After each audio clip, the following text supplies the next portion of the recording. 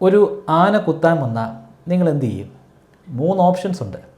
ഒന്നുകിൽ നിങ്ങൾക്ക് അവിടെ നിന്ന് ഓടി രക്ഷപ്പെടാം, അല്ലെങ്കിൽ ഒരു ചെറിയ കല്ലെടുത്തെറിയാം, അതുമല്ലെങ്കിൽ നിങ്ങൾക്ക് ആ ആനയെ മലർത്തി അടിക്കാനായിട്ട് ശ്രമിക്കാം. ബഹുഭൂരിപക്ഷം ആളുകളും, ഏകദേശം 99% ആളുകളും അവിടെ നിന്ന് ഓടി രക്ഷപ്പെടാനായിരിക്കും ശ്രമിക്കുക. നമ്മൾ പലപ്പോഴും കളിയായിട്ട് പറയാറുണ്ട്, അങ്ങനെ ഓടി രക്ഷപ്പെടുമ്പോൾ നമുക്ക് വേണമെങ്കിൽ സാക്ഷാൽ ഉസൈൻ ബോൾട്ടിൻ്റെ റെക്കോർഡ് പോലും തകർക്കാൻ കഴിയുമെന്ന്. അത് തമാശയായിട്ട് പറയുന്നതാണെങ്കിൽ പോലും യഥാർത്ഥത്തിൽ ഏറെക്കുറെ അത് ശരിയാണ്. നമ്മൾ ജീവിതത്തിൽ ഇന്നേ വരെ ഓടിയിട്ടില്ലാത്ത അത്രയും തീവ്രമായ വേഗതയിൽ നമുക്ക് ഓടാൻ കഴിയും. പക്ഷേ നമ്മുടെ ശരീരത്തിൽ ഒരു മാറ്റവും സംഭവിച്ചിട്ടില്ല. നമ്മുടെ മുമ്പുണ്ടായിരുന്ന കാലുകൾ തന്നെയാണ്, മുമ്പുണ്ടായിരുന്ന അതേ ആരോഗ്യം തന്നെയാണ് ഇപ്പോഴും നമുക്കുള്ളത്. അപ്പോൾ ശരിക്കും എന്താണ് നമുക്ക് സംഭവിച്ചത്? എങ്ങനെയാണ് അത്രയും തീവ്രമായ വേഗതയിൽ ഓടാൻ കഴിയുന്നത്? ഏതാനും നിമിഷങ്ങൾ കൊണ്ടാണ് ഈ കാര്യമൊക്കെ നടക്കുന്നത്. പെട്ടെന്നാണ് നമ്മുടെ മുൻപിൽ ഒരു ആന ഓടി വരുന്നത് നമ്മൾ കാണുന്നത്. ഞൊടിയിടയിൽ നമ്മൾ അവിടെ നിന്ന് ഓടി എങ്ങോട്ടോ രക്ഷപ്പെട്ടു. അതിനുശേഷം ഒന്ന് ചിന്തിച്ച് നോക്കിക്കഴിഞ്ഞാൽ ഇതൊക്കെ എങ്ങനെയാണ് നടന്നതെന്ന് ശരിക്കും നമുക്ക് തന്നെ ഒരു അത്ഭുതമായിരിക്കും. ആ ഏതാനും സെക്കൻഡുകൾക്കുള്ളിൽ നമ്മുടെ ശരീരത്തിൽ എന്തൊക്കെ പ്രവൃത്തികളാണ് നടന്നത്?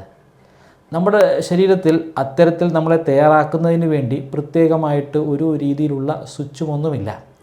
ശരീരത്തിൻ്റെ തലച്ചോറിൻ്റെ ഏത് ഭാഗമാണ് അവിടെ പ്രവർത്തിച്ചതെന്ന് ചോദിച്ചു കഴിഞ്ഞാൽ അതിനൊരു ഉത്തരവും പറയാൻ നമ്മുടെ പക്കലില്ല. കാരണം ഒരു അവയവമല്ല, കുറേയധികം അവയവങ്ങളുടെ ഒരു കോമ്പിനേഷൻ കാരണമാണ് നമ്മൾ അവിടെ നിന്നും ഓടി രക്ഷപ്പെട്ടത്.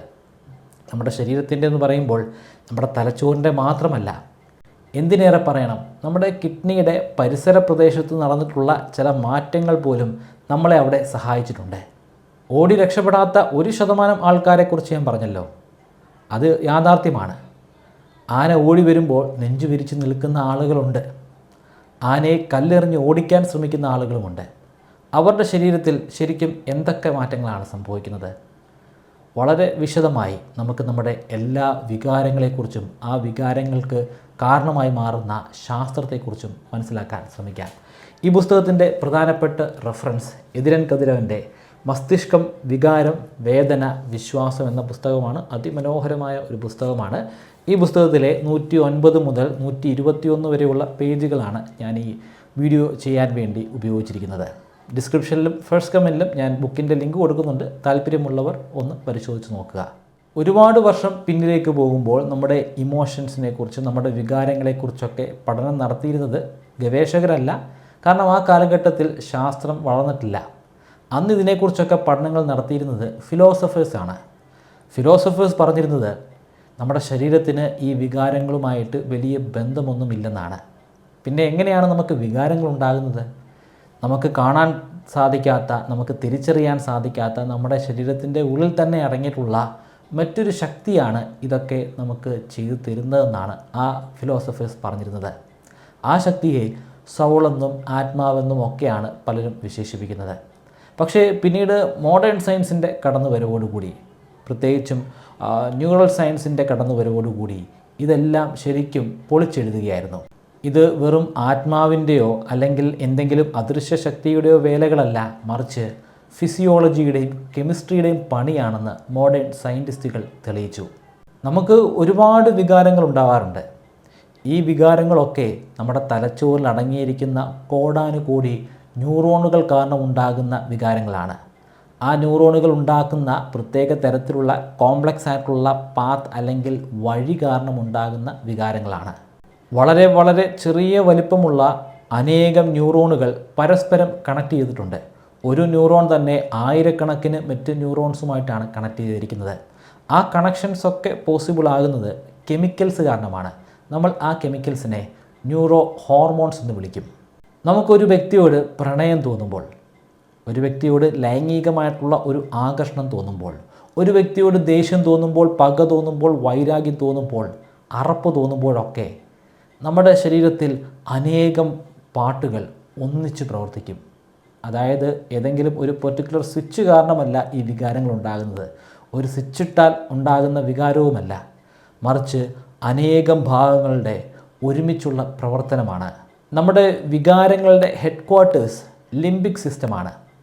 ഈ ലിംബിക് സിസ്റ്റം എന്ന് പറയുന്നത് ഒരൊറ്റ എൻറ്റിറ്റി അല്ല, അതിനെ തന്നെ നമുക്ക് വ്യത്യസ്തമായിട്ടുള്ള അനവധി ഭാഗങ്ങളായിട്ട് തിരിക്കാം. അങ്ങനെ തിരിക്കാവുന്ന ഭാഗങ്ങളിൽ വെച്ച് തന്നെ ഏറ്റവും പ്രധാനപ്പെട്ട ഭാഗങ്ങൾ 4 അതിലൊന്ന് ഹൈപ്പോതലാമസ്. നമ്മുടെ തലച്ചോറിൻ്റെ മധ്യഭാഗത്തിൻ്റെ വളരെയധികം ഉള്ളിലേക്ക് പോകുമ്പോൾ വളരെ നേർത്ത വലിപ്പമുള്ള ഒരു നെല്ലിക്കയേക്കാൾ വളരെ ചെറിയ വലിപ്പത്തിലുള്ള ഒരു അവയവം നമുക്ക് കാണാം. അത് ന്യൂറോണുകളുടെ ഒരു വലിയ ശൃംഖലയാണ്. അതാണ് നമ്മളെ നിയന്ത്രിക്കുന്നത്. നമ്മുടെ ശരീരത്തിൻ്റെ താപനില അത് നിയന്ത്രിക്കുന്നുണ്ട്. നമുക്ക് മറ്റൊരു വ്യക്തിയോട് തോന്നുന്ന നമ്മുടെ വികാരത്തെ അത് നിയന്ത്രിക്കുന്നുണ്ട്. നമുക്ക് തോന്നുന്ന ഒരു സെക്ഷൽ ഡ്രൈവിനെ കൺട്രോൾ ചെയ്യാൻ അതിന് സാധിക്കുന്നുണ്ട്. രണ്ടാമത്തത് ഹൈപ്പോക്യാമ്പസ് ആണ്. നമ്മുടെ സകല ഓർമ്മകളുടെയും സൂക്ഷിപ്പുകാരനാണ് ഹൈപ്പോക്യാമ്പസ്. നമ്മുടെ ഓർമ്മകളുടെ എല്ലാം ലൈബ്രറി എന്ന് നമുക്ക് പറയാം. ഓർമ്മകളെല്ലാം പല പുസ്തകങ്ങളാക്കി ഈ ലൈബ്രറിയിൽ അടക്കം ചെയ്തിരിക്കുന്നു. എപ്പോഴാണോ അതൊക്കെ ആവശ്യമുള്ളത് അപ്പോൾ നമ്മൾ അവിടെ നിന്നും ഓരോ ബുക്കുകളായിട്ട് അല്ലെങ്കിൽ ഓരോ ഓർമ്മകളായിട്ട് എടുക്കും. അതെ, ഹൈപ്പോക്യാമ്പസിന് നമ്മുടെ വികാരങ്ങളുമായിട്ട് ഒരുപാട് ബന്ധമുണ്ട്. നമ്മുടെ മിക്ക വികാരങ്ങളും ഓർമ്മയിൽ നിന്നുണ്ടാകുന്നതാണ്. ഉദാഹരണത്തിന് ഒരു നഷ്ടപ്രണയം. ആ നഷ്ടപ്രണയം നമ്മുടെ ശരീരത്തെ അല്ലെങ്കിൽ നമ്മുടെ മനസ്സിനെ ഇങ്ങനെ കീറി മുറിക്കുന്നതായിട്ടൊക്കെ നമുക്ക് തോന്നും. അതിൻ്റെ കാരണം ഈ ഹൈപ്പോക്യാമ്പസിലുള്ള ആ ഓർമ്മകളാണ്. മൂന്നാമത്തത് അമീഗ്ഡാല. അമീഗ്ഡാല ശരിക്കും ഒരു അലാമാണ്. അമീഗ്ഡാല എപ്പോഴും ചുറ്റുവട്ടം ഇങ്ങനെ പരിശോധിച്ചുകൊണ്ടേയിരിക്കും. അവിടെ ഭയപ്പെടേണ്ട എന്തെങ്കിലും ഉണ്ടെങ്കിൽ ഉടനെ അത് തിരിച്ചറിയും. ആരോടെങ്കിലും ദേഷ്യം തോന്നുന്ന കാര്യങ്ങളുണ്ടെങ്കിൽ അപ്പോൾ തന്നെ അത് തിരിച്ചറിയും. ആരെങ്കിലും ഒന്ന് പൊട്ടിക്കണമെന്നുണ്ടെങ്കിൽ അപ്പോഴും അമീഗ്ഡാലയാണ് ഈ കാര്യങ്ങൾ തിരിച്ചറിയുന്നത്. അതായത് നമ്മളൊരാളെ അടിച്ചിട്ടുണ്ടെങ്കിൽ അതിൻ്റെ ഏറ്റവും പ്രധാനപ്പെട്ട കാരണക്കാരൻ നമ്മുടെ അമീഗ്ഡാലയാണ്. ഒരാളെ നമ്മൾ കൊന്നിട്ടുണ്ടെങ്കിൽ ആദ്യം ശിക്ഷിക്കേണ്ടത് അമീഗ്ഡാലയാണ്. നാലാമത്തത് ലിംബിക് കോർട്ടെക്സ്. ലിംബിക് കോർട്ടെക്സ് ഒരു മാനേജറാണ്. നമ്മുടെ മൂഡിനെ മാനേജ് ചെയ്യുന്ന വ്യക്തി. നമുക്ക് ഒരുപാട് മൂഡുകളുണ്ട്. ഓരോ സമയവും നമുക്ക് വ്യത്യസ്തമായിട്ടുള്ള കാര്യങ്ങൾ ചെയ്യാനും ചിന്തിക്കാനുമുള്ള മൂഡുകളാണ്. അതിനെയൊക്കെ നിയന്ത്രിക്കുന്നത് ലിംബിക് കോർട്ടെക്സ് ആണ്. ലിംബിക് കോർട്ടെക്സിനെ നമുക്ക് 2ആയിട്ട് തരംതിരിക്കാം. ഒന്ന് സിംഗുലേറ്റ് ഗൈറസ്, മറ്റൊന്ന് പാരാ ഹൈപ്പോക്യാമ്പൽ ഗൈറസ്. ഇത് രണ്ടും ഏതാണ്ട് ഒരുമിച്ച് തന്നെയാണ് പ്രവർത്തിക്കുന്നത്. ഇതിൻ്റെ പ്രവർത്തനം കാരണമാണ് പല മൂഡുകൾ നമുക്കുണ്ടാകുന്നത്. ആ മൂഡ് നമുക്ക് നിയന്ത്രിക്കാനേ സാധിക്കില്ല. നമുക്ക് പലതരത്തിലുള്ള ഫേഷ്യൽ എക്സ്പ്രഷൻ വരും. നമ്മൾ അഭിനയിക്കുന്നത് കാരണമുണ്ടാകുന്ന ഫേഷ്യൽ എക്സ്പ്രഷനുണ്ട്. സ്വാഭാവികമായിട്ട് തന്നെ നമുക്ക് കൺട്രോൾ ചെയ്യാൻ സാധിക്കാത്ത തരത്തിലും ഫേഷ്യൽ എക്സ്പ്രഷൻ വരും. ഉദാഹരണത്തിന് നമ്മുടെ ഒരു പഴയ സുഹൃത്ത്, പണ്ട് നമ്മുടെ സ്കൂളിൽ നമ്മളോടൊപ്പം ഒരുമിച്ച് പഠിച്ചതാണ്. ഒരുപാട് വർഷങ്ങൾക്ക് ശേഷം നമ്മൾ അവനെ കാണുകയാണ്. അപ്പോൾ നമ്മൾ നോക്കുമ്പോൾ വളരെയധികം പഴകിയ ഡ്രസ്സൊക്കെ ഇട്ടിട്ട് അത്ര മോഡേൺ ഒന്നും അല്ലാതെ അവൻ നമ്മുടെ നേർക്ക് ഇങ്ങനെ നടന്നു വരുന്നു. സ്കൂളിലൊക്കെ പഠിക്കാൻ ബഹുമണ്ടനായിരുന്നു. നമ്മൾ വളരെ കേവനായിരുന്നു. അപ്പം സ്വാഭാവികമായിട്ടും അവനെങ്ങും എത്തിക്കാണത്തില്ല. അപ്പം നമ്മൾ അവനോട് പോയി സംസാരിക്കുന്നു, അവൻ്റെ വിശേഷങ്ങളൊക്കെ അന്വേഷിച്ചറിയുന്നു. പിന്നെ അവനെ ഒന്ന് വേദനിപ്പിക്കാനായിട്ട് ചുമ്മാ അവൻ്റെ ശമ്പളത്തെക്കുറിച്ചൊന്ന് ചോദിക്കുന്നു. അപ്പോൾ ഒരുപക്ഷെ അവൻ പറയുന്നത് 5 ലക്ഷമെന്നോ 6 ലക്ഷമെന്നോ ഒക്കെ ആയിരിക്കും. ഇത് കേൾക്കുമ്പോൾ പെട്ടെന്ന് നമ്മുടെ മുഖത്ത് ഒരു എക്സ്പ്രഷൻ വരും. ഒരു അസൂയ കലർന്ന ഒരു ഞെട്ടൽ, ഒരു ഫേഷ്യൽ എക്സ്പ്രഷനായിട്ട് വരും. ഇത് കാണുമ്പോൾ തന്നെ അവന് മനസ്സിലാവും നമ്മളെക്കുറിച്ച് ഇവൻ എന്തൊക്കെയാണ് ചിന്തിച്ചിരുന്നതെന്ന്. ഈ സാലറി കേട്ടപ്പോൾ അവൻ്റെ മനസ്സിലൂടെ കടന്നുപോയ ചിന്തകൾ എന്താണെന്നും ആ ഫേഷ്യൽ എക്സ്പ്രഷനിൽ തന്നെയുണ്ട്. ഈ ഫേഷ്യൽ എക്സ്പ്രഷൻ്റെ കാരണവും ഈ പറയപ്പെടുന്ന 2 കോംപ്ലക്സ് ആയിട്ടുള്ള സ്ട്രക്ചറുകളുടെ ഒന്നിച്ചുള്ള പ്രവർത്തനമാണ്. വർഷങ്ങളായി മനുഷ്യർ ഭയത്തെ വെറും ഒരു ഫീലിംഗ് ആയിട്ടാണ് കരുതിയിരുന്നത്. എന്നാൽ മോഡേൺ സയൻസ് അങ്ങനെയല്ല പറയുന്നത്. ഭയം വെറും ഒരു ഫീലിംഗ് മാത്രമല്ല, ഭയം നമ്മളെ സംരക്ഷിക്കുന്നുണ്ട്, നമ്മളെ പ്രൊട്ടക്റ്റ് ചെയ്ത് നിർത്തുന്നുണ്ട്. നമ്മളിവിടെ ഇങ്ങനെ ഇപ്പോഴും നിലനിൽക്കുന്നുണ്ടെങ്കിൽ അതിൻ്റെ പിന്നിൽ നമുക്ക് പലപ്പോഴായിട്ട് അല്ലെങ്കിൽ നമ്മുടെ പൂർവികർക്ക് പലപ്പോഴായിട്ടുണ്ടായിട്ടുള്ള ഭയമാണ്. ഒരു ഇന്ത്യൻ പ്രണയകഥ എന്ന ഒരു സിനിമയുണ്ട്. ഫഹദ് ഫാസിലാണ് അതിൽ ഹീറോ. അതിൽ വളരെ ഫേമസ് ആയിട്ടുള്ളൊരു രംഗം. ഫഹദ് ഫാസിൽ ഒരു സമരത്തിന് പോകുമ്പോൾ പോലീസ് ആക്രമിക്കാൻ വരുന്നു, അവരെ തടയാനായിട്ട് വരുന്നു. അപ്പോൾ ആദ്യം തിരിഞ്ഞോടുന്നത് ഫഹദ് ഫാസിലാണ്. അപ്പോൾ എല്ലാവരും പല രാഷ്ട്രീയക്കാരെയും ട്രോൾ ചെയ്യാനായിട്ടൊക്കെ ഈ ചിത്രം ഉപയോഗിക്കാറുണ്ട്. ശരിക്കും ആ ഭയം ഫഹദ് ഫാസിലിനെ പ്രൊട്ടക്റ്റ് ചെയ്യുകയാണ്. ഫഹദ് ഫാസിൽ അവിടെ നിന്ന് കഴിഞ്ഞാൽ പോലീസിൻ്റെ അടി ഉറപ്പാണ്. ഇപ്പോൾ ഏറ്റവും ഫ്രണ്ടിലാണ് നിൽക്കുന്നത്, അപ്പോൾ നല്ല അടി കിട്ടും. അപ്പോൾ ആ അടിയിൽ നിന്ന് ശരീരത്തെ സ്വയം രക്ഷിക്കാൻ വേണ്ടിയിട്ടാണ് ആ ഭയം നമ്മളെ ഓടിക്കുന്നത്. പക്ഷേ അത് ശരിക്കും ഫഹദ് ഫാസിൽ മുൻകൂട്ടി ചിന്തിച്ചിട്ടുള്ള ഒരു കാര്യമാണ്. പോലീസുകാരെപ്പോൾ വരുന്നുണ്ടോ അപ്പോൾ ഓടി രക്ഷപ്പെടണമെന്ന് നേരത്തെ തന്നെ പ്ലാൻഡാണ്. പക്ഷേ ഒട്ടും തന്നെ പ്ലാൻ ചെയ്യാൻ പറ്റാത്ത സാഹചര്യങ്ങളിൽ പോലും മനുഷ്യരിൽ ഭയം ഉണ്ടാവുകയും ആ ഭയം കാരണം നമ്മൾ ഓടി രക്ഷപ്പെടാറുമുണ്ട്. ഉദാഹരണത്തിന് ഒരു ആന പെട്ടെന്ന് നമ്മളെ കുത്താനായിട്ട് വരും, നമ്മൾ ഓടിക്കുന്നു. അല്ലെങ്കിൽ ഒരു പാമ്പ് നമ്മുടെ മുമ്പിലിട്ട് എടുത്ത് ചാടുന്നു. അത് പ്രീ പ്ലാൻഡ് അല്ല, നമുക്കറിയില്ല ഇപ്പോൾ നമ്മുടെ മുമ്പിലേക്കൊരു പാമ്പ് ചാടുമെന്നോ അല്ലെങ്കിൽ ഒരു ആന നമ്മളെ കുത്താൻ വരുമെന്നോ. പക്ഷേ അതിൻ്റെ ഒരു ചെറിയ സൂചന കിട്ടേണ്ട താമസം നമ്മൾ അപ്പോൾ തന്നെ അവിടെ നിന്ന് നല്ല വേഗതയിൽ തിരിഞ്ഞോടിയിരിക്കും. ഏതാനും സെക്കൻഡുകൾ കൊണ്ട് നടന്നിരിക്കുന്ന ഈ പ്രോസസ്സിൽ ശരിക്കും നമ്മുടെ ശരീരത്തിൻ്റെ പല ഭാഗങ്ങൾക്കും ഒരുപാട് പങ്കുണ്ട്. ഇതിലെ ആദ്യത്തെ കാരണക്കാരൻ അമിഗ്ഡാലയാണ്. ഞാൻ പറഞ്ഞല്ലോ, അമിഗ്ഡാല ഒരു വാച്ച്മാനെ പോലെയാണ്, നിരന്തരം ഇങ്ങനെ നോക്കിക്കൊണ്ടേയിരിക്കും. എന്തെങ്കിലും ഒരു അപകട സാധ്യതയുടെ എന്തെങ്കിലും ഒരു ചെറിയ സൂചന കിട്ടിയാൽ മതി, അല്ലെങ്കിൽ ഭയത്തിൻ്റെ ഒരു സൂചന കിട്ടിയാൽ മതി, അതുമല്ലെങ്കിൽ ആരെങ്കിലും തല്ലാനോ കൊല്ലാനോ ഉള്ള ഒരു ചെറിയ സൂചന കിട്ടിക്കഴിഞ്ഞാൽ അമിഗ്ഡാല അപ്പോൾ തന്നെ ഒരു അലാം ഉണ്ടാക്കും, അല്ലെങ്കിൽ ഒരു പ്രത്യേക സിഗ്നൽ ഹൈപ്പോതലാമസിലേക്ക് അയക്കും. ഹൈപ്പോതലാമസ് അത് ഒരു യുദ്ധഭൂമിയിലെ കമാൻഡറിനെ പോലെയാണ്. ആ കമാൻഡർ പറയുന്നത് പോലെ പ്രവർത്തിക്കാൻ അവിടെ ഒരുപാട് പട്ടാളക്കാരുണ്ട്. ഈ കമാൻഡർ നമ്മുടെ ഹൈപ്പോതലാമസ് പറയുന്നത് പോലെ ചെയ്യാൻ നമ്മുടെ ശരീരത്തിൻ്റെ ഓരോ ഭാഗങ്ങളിലായി വ്യത്യസ്തമായിട്ടുള്ള ചെറിയ ചെറിയ അവയവങ്ങളുണ്ട്. ഹൈപ്പോതലാമസ് ആദ്യം ഓർഡർ കൊടുക്കുന്നത് നമ്മുടെ അഡ്രീനൽ ഗ്ലാൻഡിനാണ്. അഡ്രീനൽ ഗ്ലാൻഡ് നമ്മുടെ കിഡ്നിയുടെ മുകളിലായിട്ടാണ് ഇരിക്കുന്നത്. അതാണ് ഞാൻ മുമ്പേ തുടക്കത്തിൽ പറഞ്ഞത്, കിഡ്നിയുടെ പരിസര പ്രദേശത്തിന് പോലും ഇതിൽ പങ്കുണ്ടെന്ന്.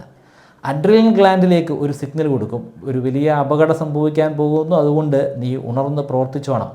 അഡ്രീനൽ ഗ്ലാൻഡ് ഒട്ടും വൈകിക്കാതെ ഹോർമോൺ ഉണ്ടാക്കും. ആ ഹോർമോണിനെ നമ്മുടെ ബ്ലഡിലേക്ക് ഇഞ്ചെക്റ്റ് ചെയ്യും. ഈ ഹോർമോണിൻ്റെ അടിസ്ഥാനത്തിലായിരിക്കും നമ്മൾ പ്രവർത്തിക്കുക. അതിൻ്റെ ഭാഗമായി ഒന്നുകിൽ നമ്മൾ ആ ആനയെ മലർത്തിയടിക്കാനായിട്ട് ശ്രമിക്കും. ശ്രമം മാത്രമേ നടക്കത്തുള്ളൂ, ആനയ്ക്കൊന്നും സംഭവിക്കില്ല, നമ്മളെ പിന്നീട് പെറുക്കിയെടുക്കേണ്ടി വരും. അല്ലെങ്കിൽ നമ്മൾ അവിടെ നിന്നും അതിശക്തമായി ഓടി രക്ഷപ്പെടാൻ ശ്രമിക്കും. അഡ്രീനൽ ഗ്ലാൻഡിൻ്റെ ഹോർമോൺ ബ്ലഡിൽ കലരുന്നതോടുകൂടി നമ്മുടെ ഹൃദയമിടിപ്പ് ശക്തമായിട്ട് വർദ്ധിക്കും, ബ്ലഡ് പ്രഷർ കൂടും, രക്തത്തിൽ അടങ്ങിയിരിക്കുന്ന ഗ്ലൂക്കോസിൻ്റെ അളവ് വർദ്ധിക്കും. അങ്ങനെ ഗ്ലൂക്കോസ് കൂടുതലായിട്ട് ഉണ്ടാകുന്നത് കൊണ്ടാണ് നമുക്ക് വളരെ ഇൻസ്റ്റൻ്റായിട്ട് ഒരു ഊർജ്ജം കിട്ടുന്നത്. ആ ഊർജ്ജം കാരണമാണ് നമുക്ക് സാക്ഷാൽ ഉസൈൻ ബോൾട്ടിനെ പോലും തോൽപ്പിക്കാൻ സാധിക്കുന്നത്, അല്ലെങ്കിൽ അതിൻ്റെ അടുത്ത വേഗതയിൽ ഓടാൻ കഴിയുന്നത്. ഈ ഗ്ലൂക്കോസ് കാരണം നമ്മുടെ മസിലുകൾക്ക് കൂടുതൽ വേഗതയിൽ പ്രവർത്തിക്കാൻ സാധിക്കുന്നു. വളരെ ഇൻസ്റ്റൻ്റായിട്ട് ഏതാനും ചില നിമിഷങ്ങൾക്കുള്ളിൽ തന്നെ നമുക്ക് ആനയെ ബഹുദൂരം പിന്നിലാക്കി ഓടി രക്ഷപ്പെടാൻ സാധിക്കും. നമ്മുടെ ശരീരം ഇങ്ങനെ തയ്യാറായിക്കൊണ്ടിരിക്കുമ്പോൾ നമ്മുടെ തലച്ചോറ് ചിന്തിച്ചുകൊണ്ടിരിക്കുകയായിരിക്കും. അമീഗ്ഡാല ഹൈപ്പോതലാമസിന് മാത്രമല്ല സിഗ്നൽ കൊടുത്തത്, അതേസമയം തന്നെ നമ്മുടെ ഫ്രോണ്ടൽ കോർട്ടെക്സിനും സന്ദേശം കൊടുത്തിട്ടുണ്ട്. ഫ്രോണ്ടൽ കോർട്ടെക്സ് ആണ് നമ്മളെ ചിന്തിപ്പിക്കുന്നത്, അല്ലെങ്കിൽ അവിടെയാണ് ചിന്തകൾ നടക്കുന്നത്. ആ ചിന്തകളിലൂടെ നിരന്തരമായിട്ട് പരിശോധിച്ചുകൊണ്ടിരിക്കുകയാണ്. ഈ കിട്ടിയിരിക്കുന്നത് അതൊരു ഫോൾസ് അലാമാണോ, ഇവിടെ ഭയപ്പെടേണ്ട ആവശ്യം വല്ലതും ഉണ്ടോ, നമ്മുടെ മുൻപിലേക്ക് വരുന്നത് ഒരു സാധുവായിട്ടുള്ള മനുഷ്യനാണെങ്കിൽ അവിടെ ഭയപ്പെടേണ്ട ആവശ്യമില്ല, ഒരു ആനയാണെങ്കിൽ നമുക്ക് ഭയപ്പെടേണ്ടതായിട്ടുണ്ട്. നമ്മുടെ മുൻപിലേക്ക് വരുന്ന സാധുവായ മനുഷ്യൻ്റെ കയ്യിൽ ഒരു പിച്ചാത്തിയോ ഒരു തോക്കോ ഉണ്ടെങ്കിൽ അവിടെയും നമ്മൾ ഭയപ്പെടേണ്ടതുണ്ട്. പക്ഷേ ഫ്രോണ്ടൽ കോർട്ടെക്സിന് മാത്രം ഒന്നും ചെയ്യാൻ സാധിക്കില്ല, അതിന് മെമ്മറി കൂടി വേണം. മെമ്മറി അടങ്ങിയിരിക്കുന്നത് ഹൈപ്പോ ക്യാമ്പസിലാണ്. അപ്പോൾ ഫ്രോണ്ടൽ കോർട്ടെക്സ് ഹൈപ്പോ ക്യാമ്പസിൽ അടങ്ങിയിരിക്കുന്ന മെമ്മറിയിലൂടെ ഒന്ന് പരിധി നോക്കും. ഇത്തരത്തിലുള്ള സാഹചര്യങ്ങൾ മുൻപ് എപ്പോഴെങ്കിലും ഉണ്ടായിട്ടുണ്ടോ? തോക്കിനെക്കുറിച്ചുള്ള എന്തെങ്കിലും ഒരു ധാരണയുണ്ടോ? ഈ കാണുന്നത് ഒരു തോക്ക് തന്നെയാണോ? അതുമല്ലെങ്കിൽ നമ്മുടെ നേർക്ക് ഓടി വരുന്നത് ഒരു ആനയാണോ? അതുമല്ലെങ്കിൽ ഒരു വെറും ആടാണോ? ഇതിൻ്റെയൊക്കെ അടിസ്ഥാനത്തിൽ നമ്മുടെ നേർക്ക് വന്നുകൊണ്ടിരിക്കുന്ന വ്യക്തിയെ ആക്രമിക്കാനോ അല്ലെങ്കിൽ അയാളിൽ നിന്ന് ഓടി രക്ഷപ്പെടാനോ അല്ലെങ്കിൽ അയാളെ മൈൻഡ് ചെയ്യാതെ അതേപടി അവിടെ നിൽക്കാനോ ഉള്ള തീരുമാനങ്ങൾ നമ്മൾ എടുക്കും. വളരെ വളരെ ചെറിയ ശതമാനം ആളുകളുടെ അമീഗ്ഡാല കൃത്യമായിട്ട് പ്രവർത്തിക്കുന്നുണ്ടായിരിക്കുന്നില്ല, അല്ലെങ്കിൽ അത് ഡാമേജ്ഡ് ആയിരിക്കും. ഇത് വലിയ പ്രത്യാഘാതങ്ങളാണ് ആ വ്യക്തിയിൽ ഉണ്ടാക്കാൻ പോകുന്നത്. അയാളുടെ ജീവന് പോലും അത് അപകടമായിട്ട് മാറും. തൻ്റെ നേർക്ക് ഓടി വരുന്ന ആന അതൊരു അപകടമാണെന്ന് അയാൾക്ക് പറഞ്ഞു കൊടുക്കേണ്ടത് അമീഗ്ഡാലയാണ്, പക്ഷേ അത് പ്രവർത്തിക്കുന്നില്ല. അതാണ് ഞാൻ തുടക്കത്തിൽ 1% ആളുകളുടെ കണക്ക് പറഞ്ഞത്. തമാശ രൂപേണയൊക്കെയാണ് പറഞ്ഞത്, പക്ഷേ ഇതത്ര തമാശയായിട്ടുള്ളൊരു കാര്യമല്ല, ഗൗരവമായിട്ടുള്ളൊരു കാര്യമാണ്. അത്തരത്തിലുള്ള പ്രശ്നങ്ങൾ അനുഭവിച്ചു കൊണ്ടിരിക്കുന്ന വളരെ ചെറിയ ശതമാനമാണെങ്കിൽ പോലും ആളുകൾ നമ്മുടെ ചുറ്റിനുമുണ്ട്. നമുക്ക് സന്തോഷമുണ്ടാകാനുള്ള കാരണവും ഒന്നല്ല ഒന്നിലധികം പാട്ടുകളുടെ കോമ്പിനേഷനാണ്. റൈറ്റ് ഫ്രോണ്ടൽ കോർട്ടെക്സ് ഉണ്ട്, പ്രെക്യുനസ് ഉണ്ട്, ലെഫ്റ്റ് അമീഗ്ഡാലയുണ്ട്, അതുപോലെ ലെഫ്റ്റ് ഇൻസുലയും ഉണ്ട്. ഇതിൻ്റെയും തുടക്കക്കാരൻ അമീഗ്ഡാലയാണ്. അമീഗ്ഡാല നിരന്തരം നിരീക്ഷിക്കും. നമുക്ക് സന്തോഷം തരുന്ന എന്തെങ്കിലും ഒരു കാര്യമുണ്ടെങ്കിൽ അത് ഉടനെ തന്നെ നമ്മുടെ ഫ്രോണ്ടൽ കോർട്ടെക്സിനെ അറിയിക്കും, ഇൻസുലയും അറിയിക്കും. ഇതിൻ്റെ എല്ലാം പ്രവർത്തനം കാരണം നമുക്ക് നന്നായി സന്തോഷിക്കാൻ സാധിക്കും. വിഷമത്തെക്കുറിച്ചും സങ്കടത്തെക്കുറിച്ചും ഡിപ്രഷനെക്കുറിച്ചും ആങ്സൈറ്റിയെക്കുറിച്ചും ഒന്നും ഞാൻ ഈ വീഡിയോയിൽ പറയുന്നില്ല. കാരണം കുറച്ച് നാൾ മുമ്പ് ഈ വിഷയത്തെക്കുറിച്ച് വളരെ ഡീറ്റെയിൽ ആയിട്ട് ഏതാണ്ട് 1 മണിക്കൂർ ഡ്യൂറേഷനുള്ള ഒരു വീഡിയോ ഞാൻ ചെയ്തിരുന്നു. നിങ്ങൾക്ക് എന്തെങ്കിലും ഡിപ്രഷൻ ഉണ്ടെങ്കിൽ, നിങ്ങൾ എന്തെങ്കിലും മനോവിഷമങ്ങൾ അനുഭവിക്കുന്ന ആളാണെങ്കിൽ, ആങ്സൈറ്റി ഉണ്ടെങ്കിൽ ഉറപ്പായിട്ടും ആ വീഡിയോ നിങ്ങളെ സഹായിക്കും. ഇനി ഇപ്പോൾ ഇതൊന്നും ഇല്ലെങ്കിൽ പോലും അത് കാണുന്നത് നല്ലതായിരിക്കും. കാരണം ഭാവിയിൽ നിങ്ങൾക്ക് എന്തെങ്കിലും തരത്തിലുള്ള ഡിപ്രഷൻ ഉണ്ടാവുകയാണെങ്കിൽ അതിനെ നേരിടാൻ ആ വീഡിയോയിലെ കോണ്ടൻറ്റ് നിങ്ങളെ സഹായിക്കുന്നതാണ്. ഞാൻ അതിൻ്റെ ലിങ്ക് ഐ ബട്ടണിലും ഡിസ്ക്രിപ്ഷനിലും കൊടുത്തേക്കാം, ഒന്ന് പരിശോധിച്ച് നോക്കുക. നിങ്ങൾക്ക് ഒരു വ്യക്തിയോട് വലിയ ദേഷ്യം തോന്നുന്നു, വെറുപ്പ് തോന്നുന്നു. അപ്പോൾ നമ്മുടെ തലച്ചോറിൽ സംഭവിക്കുന്ന മെക്കാനിസവും നമുക്ക് ഇഷ്ടമല്ലാത്ത ഒരു ഭക്ഷണം കഴിക്കുമ്പോഴുള്ള മെക്കാനിസവും ഒന്നാണ്. ആ സമയത്ത് പ്രവർത്തിക്കുന്നത് നമ്മുടെ ഫ്രോണ്ടൽ കോർട്ടെക്സ്, ഇൻസുല, അമീഗ്ഡാല തുടങ്ങിയ അവയവങ്ങളാണ്. നമ്മുടെ ദേഷ്യത്തിന് കാരണമാകുന്നത് റൈറ്റ് ഹൈപ്പോക്യാമ്പസ്, അമീഗ്ഡാല, പ്രീഫ്രോണ്ടൽ കോർട്ടെക്സ്, ഇൻസുല തുടങ്ങിയ അവയവങ്ങളാണ്. നിങ്ങൾക്ക് വളരെ ഡീപ്പായിട്ടുള്ളൊരു ദേഷ്യമാണ് തോന്നുന്നതെങ്കിൽ അതിൻ്റെ കാരണക്കാരൻ പെരിക്യുഡക്റ്റൽ ഗ്രേ ആണ്. നിങ്ങൾക്ക് ഒരു സർപ്രൈസ് തോന്നുകയാണെങ്കിൽ, അല്ലെങ്കിൽ നിങ്ങളൊരു കാര്യം കണ്ട് നിങ്ങൾ വണ്ടർ അടിക്കുകയാണെങ്കിൽ അതിൻ്റെ കാരണം ശരിക്കും ഒരു കൺഫ്യൂഷനാണ്. നമ്മുടെ ഓർമ്മകളെല്ലാം സൂക്ഷിച്ചു വച്ചിരിക്കുന്നത് ഹൈപ്പോക്യാമ്പസിലാണെന്ന് പറഞ്ഞല്ലോ. ആ ഹൈപ്പോക്യാമ്പസിലുള്ള മെമ്മറിയുമായിട്ട് ഒട്ടും യോജിച്ചു പോകാൻ സാധിക്കാത്ത കാര്യങ്ങളായിരിക്കും നമ്മൾക്ക് കാണാൻ കഴിയുന്നത്. നമ്മൾ ഒട്ടും പ്രതീക്ഷിക്കാത്ത ഒരു കാര്യം നടന്നിരിക്കുന്നു. അപ്പോൾ അത് കാരണം നമ്മുടെ തലച്ചോറിന് ശരിക്കും ഒന്നും ചെയ്യാൻ സാധിക്കുന്നില്ല. ഒന്നും ചെയ്യാൻ സാധിക്കാതെ നമ്മൾ അനങ്ങാതെ ശരിക്കും നിൽക്കുകയാണ്. അതാണ്, ആ എക്സ്പ്രഷനാണ് നമുക്ക് ഒരു സർപ്രൈസ് ആയിട്ട് അല്ലെങ്കിൽ ഒരു വണ്ടർ എക്സ്പ്രഷനായിട്ട് അനുഭവപ്പെടുന്നത്. മോഡേൺ സയൻസ് ഇപ്പോൾ ഒരുപാട് മുൻപോട്ട് പോയിട്ടുണ്ട്. നമുക്ക് എന്തെങ്കിലും ഒരു വികാരം ഉണ്ടാകുമ്പോൾ കൃത്യമായിട്ട് നമ്മുടെ തലച്ചോറിൻ്റെ ഏതൊക്കെ ഭാഗങ്ങളാണ് അതിൻ്റെ കാരണക്കാരനാകുന്നത്, അല്ലെങ്കിൽ ഏതൊക്കെ ഭാഗങ്ങളാണ് ആക്റ്റീവ് ആകുന്നതെന്ന് ശരിക്കും നമുക്ക് റിയൽ ടൈമിൽ, നമുക്ക് ആ വികാരം ഉണ്ടാകുന്ന സമയത്ത് തന്നെ നമുക്കൊരു MRIയിലൂടെ കാണാൻ കഴിയും. അതിനെയാണ് FMRI അല്ലെങ്കിൽ ഫങ്ഷണൽ MRI എന്ന് പറയുന്നത്. നമുക്കൊരു പ്രത്യേക വികാരം ഉണ്ടാകുമ്പോൾ ആ വികാരത്തിന് കാരണമായി മാറുന്ന നമ്മുടെ തലച്ചോറിൻ്റെ വ്യത്യസ്തമായിട്ടുള്ള ഭാഗങ്ങൾക്ക്, അല്ലെങ്കിൽ അവിടെയുള്ള ബ്രെയിൻ സെല്ലുകൾക്ക് കൂടുതലായിട്ട് ഓക്സിജൻ വരണം. കൂടുതലായിട്ട് ഓക്സിജൻ കിട്ടണമെങ്കിൽ അവിടേക്ക് രക്തം നല്ല വേഗതയിൽ പമ്പ് ചെയ്യണം. ആ രക്തത്തിലാണല്ലോ ഓക്സിജൻ അടങ്ങിയിരിക്കുന്നത്. അങ്ങനെ രക്തം അതിശക്തമായിട്ട് ഈ ബ്ലഡ് സെല്ലിലൂടെ പമ്പ് ചെയ്യപ്പെടുമ്പോൾ അത് നമുക്ക് ഫങ്ഷണൽ MRIയിലൂടെ മാപ്പ് ചെയ്യാൻ സാധിക്കും. ഓരോ വികാരങ്ങൾ ഉണ്ടാകുമ്പോഴും തലച്ചോറിൻ്റെ ഏതൊക്കെ ഭാഗങ്ങളാണ് പ്രവർത്തിക്കുന്നതെന്ന് ഇതിലൂടെ മനസ്സിലാക്കാൻ കഴിയും. മിക്ക ഗവേഷകരുടെയും അഭിപ്രായത്തിൽ നമുക്ക് 4 വ്യത്യസ്തമായിട്ടുള്ള വികാരങ്ങളാണ് പ്രധാനമായിട്ടുമുള്ളത്. ഒന്ന് ദേഷ്യമാണ്, മറ്റൊന്ന് ഭയം, സന്തോഷം, സങ്കടം. ഒരു ചെറിയ വിഭാഗമാണെങ്കിൽ പോലും മറ്റ് ചില ഗവേഷകർ പറയുന്നത് 4 അല്ല, നമുക്ക് 7 വികാരങ്ങളുണ്ടെന്നാണ്. അതിൽ ഒന്ന് ഇൻട്രസ്റ്റ് ആണ്, നമുക്കുണ്ടാകുന്ന താല്പര്യം. മറ്റൊന്ന് എതിർപ്പാണ്. മൂന്നാമത്തത് ഒന്നിനും കൊള്ളില്ല എന്നുള്ള തോന്നൽ. അത് നമ്മളോട് തന്നെ തോന്നുന്ന ഒരു തോന്നലായിരിക്കാം, അല്ലെങ്കിൽ നമ്മുടെ മുൻപിലുള്ള മറ്റാരോടെങ്കിലും തോന്നുന്ന തോന്നലായിരിക്കാം. FMRI പഠനത്തിലൂടെ ശരിക്കും 4 ആണോ അതോ 7 ആണോ നമുക്കുള്ള വികാരങ്ങളെന്ന് മനസ്സിലാക്കാൻ ഗവേഷകർ ശ്രമിച്ചിട്ടുണ്ടായിരുന്നു. അവർ അതിൽ നിന്ന് മനസ്സിലാക്കിയത് നമ്മുടെ 4 വികാരങ്ങൾ, ആ 4 വികാരങ്ങൾ സംഭവിക്കുമ്പോൾ വ്യത്യസ്തമായിട്ടുള്ള ഭാഗങ്ങളിലൂടെ ആയിരിക്കും രക്തം ഒഴുകുന്നത്. പക്ഷേ മറ്റ് 3 വികാരങ്ങൾ, ഞാൻ അവസാനം പറഞ്ഞ 3 വികാരങ്ങൾ നടക്കുമ്പോൾ ഈ വ്യത്യസ്തമായിട്ടുള്ള 4 പാത്തുകളില്ല, ഏതാണ്ട് ഒരേ രീതിയിലുള്ള പാത്തുകൾ തന്നെയാണ്. നമുക്ക് നല്ല വിഷമം തോന്നുമ്പോൾ, സങ്കടം തോന്നുമ്പോൾ, നല്ല വേദന അനുഭവിക്കുമ്പോൾ നമ്മുടെ കണ്ണുകൾ നിറഞ്ഞൊഴുകും, നമ്മുടെ ശബ്ദമൊന്ന് ഇടറും. അതിൻ്റെ കാരണം നമ്മുടെ തലച്ചോറിൽ തന്നെ ഉള്ള മറ്റൊരു ഭാഗമാണ് ആൻറ്റീരിയർ സിംഗുലേറ്റ് കോർട്ടെക്സ്. നമ്മൾ ഓരോ സ്ഥലങ്ങളുടെയും മാപ്പ് ഉണ്ടാക്കും. അപ്പോൾ മാപ്പ് ഉണ്ടാക്കുമ്പോൾ പല സ്ഥലങ്ങൾക്കും അവിടെ പല പല നിറങ്ങൾ കൊടുക്കും. മരുഭൂമിയാണെങ്കിൽ ഒരു മഞ്ഞ നിറം കൊടുക്കും, കാടാണെങ്കിൽ പച്ച നിറം, ഇളം പച്ച നിറം, സമുദ്രമാണെങ്കിൽ നീല നിറം, പുഴകൾ ഒഴുകുന്നുണ്ടെങ്കിൽ അതിനൊരു നീല നിറം. അപ്പം അങ്ങനെ പല കാര്യങ്ങളെയും രേഖപ്പെടുത്തും. നമ്മുടെ ഇമോഷൻസിനെ, നമ്മുടെ ഫീലിങ്സിനെ, വികാരങ്ങളെ ഇങ്ങനെ നമുക്ക് രേഖപ്പെടുത്തി ഒരു മാപ്പാക്കി മാറ്റാൻ കഴിയുമെങ്കിലോ? ശാസ്ത്രം ഇന്ന് ആ ഒരു ഘട്ടത്തിൽ വരെ, ആ ഒരു ലെവലിൽ വരെ എത്തിയിട്ടുണ്ട്. അതിനെയാണ് നമ്മൾ ഇമോഷനോടോപ്പി എന്ന് പറയുന്നത്. ഇത് ശരിക്കും ഒരു 2D മാപ്പല്ല, ഇതൊരു 3D മാപ്പാണ്. 3D മാപ്പ് എന്നൊക്കെ പറയുമ്പോൾ ശരിക്കും നമുക്ക് കാണാൻ പറ്റുന്ന ഒരു മാപ്പായിട്ട് ചിന്തിക്കരുത്. അത്തരത്തിലുള്ളൊരു മാപ്പല്ല, അത് ഭൂമിയുടെ മാപ്പാണ്. പക്ഷേ നമ്മുടെ ചിന്തകളുടെ, വികാരങ്ങളുടെ മാപ്പ് കുറച്ചുകൂടെ വ്യത്യസ്തമാണ്. 3D മാപ്പ് എന്ന് പറയുമ്പോൾ ഇവിടെ 3 വ്യത്യസ്തമായിട്ടുള്ള ഡൈമെൻഷൻസ് വരുന്നുണ്ട്. നമ്മൾ സാധാരണഗതിയിൽ കാണുന്ന ഒരു പെട്ടി ഉദാഹരണം എടുക്കുക. അപ്പോൾ സാധാരണഗതിയിൽ കാണുന്ന ഒരു പെട്ടിക്ക് ഉൾഭാഗം, ആ പെട്ടിയുടെ ഉൾഭാഗത്തുള്ള 3 ഡൈമെൻഷൻസ് എന്ന് പറയുന്നത് അതിൻ്റെ നീളം, അതിൻ്റെ വീതി, അതിൻ്റെ ഉയരം. ഇതാണ് 3 ഡൈമെൻഷൻസ്. പക്ഷേ ഇമോഷനോടോപ്പിയിൽ പറയുന്ന 3 ഡൈമെൻഷൻസ് അതല്ല. ഒന്ന് വാലൻസ് ആണ്. പോസിറ്റീവായിട്ടുള്ള ഫീലിങ്സ്, നെഗറ്റീവായിട്ടുള്ള ഫീലിങ്സ്. നമ്മളെ ഒരുപാട് സന്തോഷിപ്പിക്കുന്ന ഫീലിങ്സ് ആണ് പോസിറ്റീവ് ഫീലിങ്സ്. എന്നാൽ നമ്മളെ വിഷമിപ്പിക്കുന്ന, നമ്മുടെ കണ്ണ് നനയിപ്പിക്കുന്ന, നമുക്ക് ഭയമുണ്ടാക്കുന്ന, പേടിയുണ്ടാക്കുന്ന തരത്തിലുള്ള ഫീലിങ്സ് ആണ് നെഗറ്റീവ് ഫീലിങ്സ്. രണ്ടാമത്തെ ഡൈമെൻഷൻ ഇൻറ്റൻസിറ്റി. എത്രമാത്രം തീവ്രതയിലുള്ള ഫീലിംഗ് ആണ് നമുക്കുള്ളതെന്നാണ് ഈ ഡൈമെൻഷൻ സൂചിപ്പിക്കുന്നത്. മൂന്നാമത്തത് കോംപ്ലക്സിറ്റി. നമ്മുടെ ചില ഫീലിങ്സൊക്കെ മിക്സഡ് ആയിരിക്കും. അതായത് ഒരേ സമയം തന്നെ നമ്മുടെ തലച്ചോറിൻ്റെ ചില ഭാഗങ്ങളൊക്കെ ഒരു പോസിറ്റീവായിട്ടുള്ള ഒരു സൂചനയായിരിക്കും നമുക്ക് തരുന്നത്. എന്നാൽ അതേ സമയം തന്നെ വേറെ ചില ഭാഗങ്ങൾ നെഗറ്റീവായിട്ടുള്ള ഒരു ഫീലിംഗ് തരും.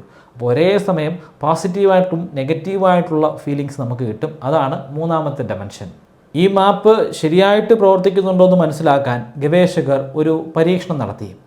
പ്രശസ്തനായിട്ടുള്ള ഗവേഷകൻ ലിറ്ററിയും അദ്ദേഹത്തിൻ്റെ സഹപ്രവർത്തകരും ചേർന്നിട്ടാണ് ഫോറസ്റ്റ് ഗംപ് എക്സ്പെരിമെൻ്റ് എന്ന പേരിൽ ഒരു പരീക്ഷണം നടത്തിയത്. അതിനുവേണ്ടി അവരൊരു സിനിമ തിരഞ്ഞെടുത്തു. അതാണ് ഫോറസ്റ്റ് ഗംപ്. നിങ്ങൾ കണ്ടിട്ടില്ലെങ്കിൽ കണ്ടിരിക്കണം. അതിമനോഹരമായിട്ടുള്ളൊരു സിനിമയാണ്. ഒരുപാട് ഇമോഷനുകളിലൂടെ നമുക്ക് കടന്നു പോകാൻ സാധിക്കും. അതുകൊണ്ട് തന്നെയാണ് ഈ ഒരു എക്സ്പെരിമെൻറ്റിന് വേണ്ടി അവർ ഫോറസ്റ്റ് ഗംപ് തന്നെ തിരഞ്ഞെടുത്തത്. ഫോറസ്റ്റ് ഗംപ് സിനിമ കാണാനായിട്ട് അവർ 15 പേരെ തിരഞ്ഞെടുത്തു. അതിനുശേഷം അവരുടെ കയ്യിൽ, അല്ലെങ്കിൽ ആ സിനിമ കാണുമ്പോൾ തന്നെ അവരുടെ കയ്യിൽ ഒരു പീസ് പേപ്പറും അതുപോലെ പേനയും കൊടുത്തു. ഓരോ ഭാഗത്തും വരുമ്പോൾ അവർക്കുണ്ടാകുന്ന ഫീലിംഗ് എന്താണെന്ന് അവരോട് എഴുതാൻ പറഞ്ഞു. ആ ഫീലിംഗ് എഴുതിയിട്ട് അതിന് ഒന്ന് റേറ്റ് ചെയ്യണം. 1 മുതൽ 100 വരെയുള്ള സ്കെയിലിൽ അവർക്ക് റേറ്റ് ചെയ്യുക. അപ്പം സന്തോഷമാണെങ്കിൽ സന്തോഷമെന്ന് എഴുതുക, പ്രണയമാണെങ്കിൽ പ്രണയമെന്ന് എഴുതുക. എന്നിട്ട് എത്രമാത്രം പ്രണയം, അതാണ് 50, 60, പരമാവധി 100 വരെ എഴുതാനായിട്ട് പറ്റും.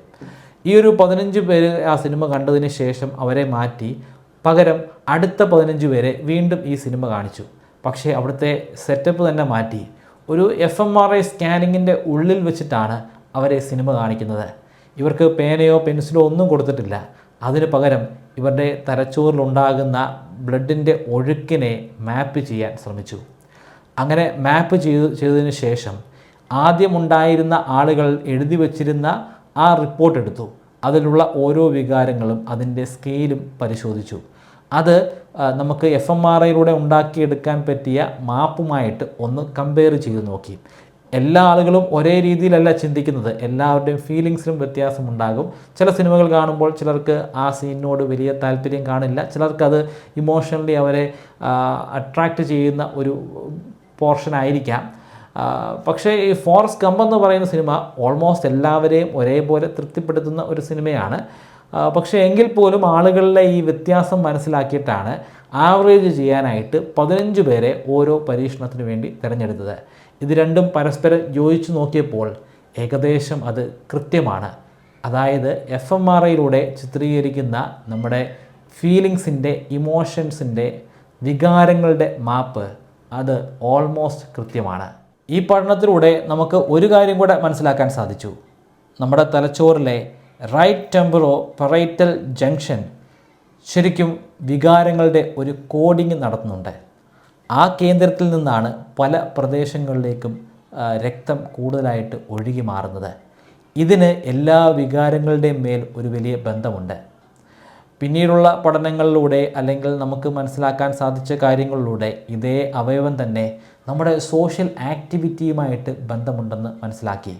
അതായത് ഒരു മനുഷ്യൻ സമൂഹവുമായിട്ട് എങ്ങനെ ഇടപെടുന്നു, ആ ഇടപെടൽ പ്രധാനമായിട്ടും ഈ ഒരു ഭാഗത്തെ കേന്ദ്രീകരിച്ചാണ്. സമൂഹത്തെ നമ്മൾ എങ്ങനെയാണ് മനസ്സിലാക്കുന്നത്, സമൂഹവുമായിട്ട് എങ്ങനെ നമ്മൾ ഇടപെടുന്നു, അതിനൊക്കെ നമ്മളുടെ വികാരങ്ങളുമായിട്ട് വലിയ ബന്ധമുണ്ട്. സമൂഹത്തിൽ നടക്കുന്ന ഒരു അനീതി കാണുമ്പോൾ നമുക്ക് രക്തം തിളയ്ക്കണം. അല്ലെങ്കിൽ നമുക്ക് വലിയ അരിശം തോന്നണം, അല്ലെങ്കിൽ നമ്മുടെ കണ്ണുകൾ നിറഞ്ഞൊഴുകണം. അതിൻ്റെ കാരണം നമ്മുടെ തലച്ചോറിലെ ഈ ഒരു അവയവമാണ്. ന്യൂറോണുകളെ പരസ്പരം കണക്റ്റ് ചെയ്യിക്കുന്ന ന്യൂറോ ഹോർമോൺസിനെ കുറിച്ച് ഞാൻ പറഞ്ഞല്ലോ. ന്യൂറോ ഹോർമോൺസ് പല തരത്തിലുണ്ട്. ഓരോ ന്യൂറോ ഹോർമോൺസ് കാരണം നമുക്കുണ്ടാകുന്ന വികാരങ്ങളും വ്യത്യസ്തമാണ്. എൻഡോർഫിൻ ഒരു ന്യൂറോ ഹോർമോണാണ്.